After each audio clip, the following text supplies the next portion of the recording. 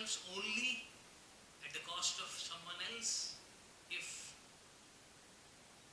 there is even a shadow of a thought where one's own self-interest is being served, wake up, wake up. You're being lulled into complacency, you're being mesmerized by your own so-called attainments and losing sight of fundamental facts, fundamental laws of life on this planet. So we are forgetful of basic wisdom when we lose sight of basic facts.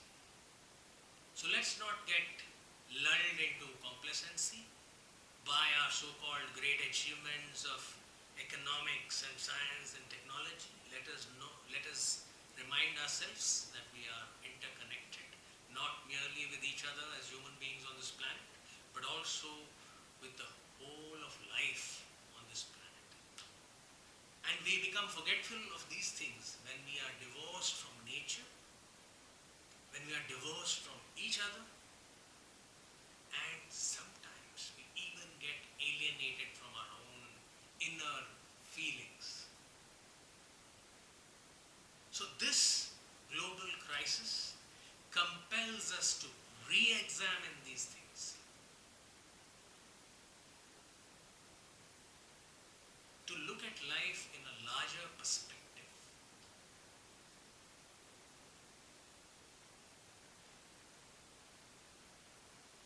Looking at the whole planet, life on this planet as a whole.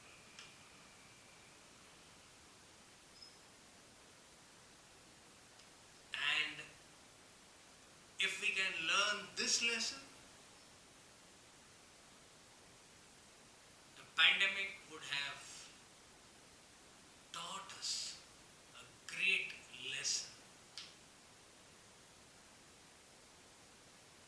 that will help us to live more wisely in the future.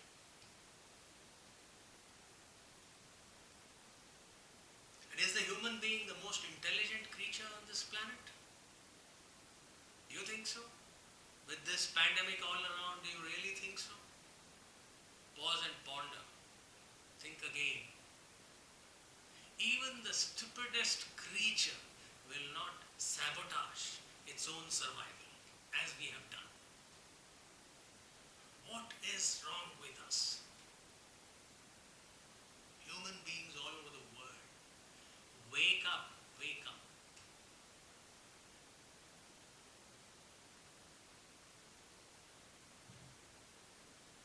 Let us live joyfully, let us live wisely, let us recognize the essential oneness and interdependence of life on this planet. Let us not be lulled into a sense of complacency. No matter what our achievements, scientific, technological, and economic may be. Let us not be trapped in boundary lines of race and gender and nation and religion, which end up as battle lines to destroy us. Right? So these are the valuable lessons which we can learn from this pandemic. So this unprecedented pandemic represents unprecedented adversity in many ways. Even so, adversity is a blessing in disguise because it can awaken us from complacency, it can awaken us from ignorance to wisdom, it can sting us into asking questions and finding answers, it can ignite our search and thirst for meaning, for understanding. What is this all about? What is life all about? Can I live better?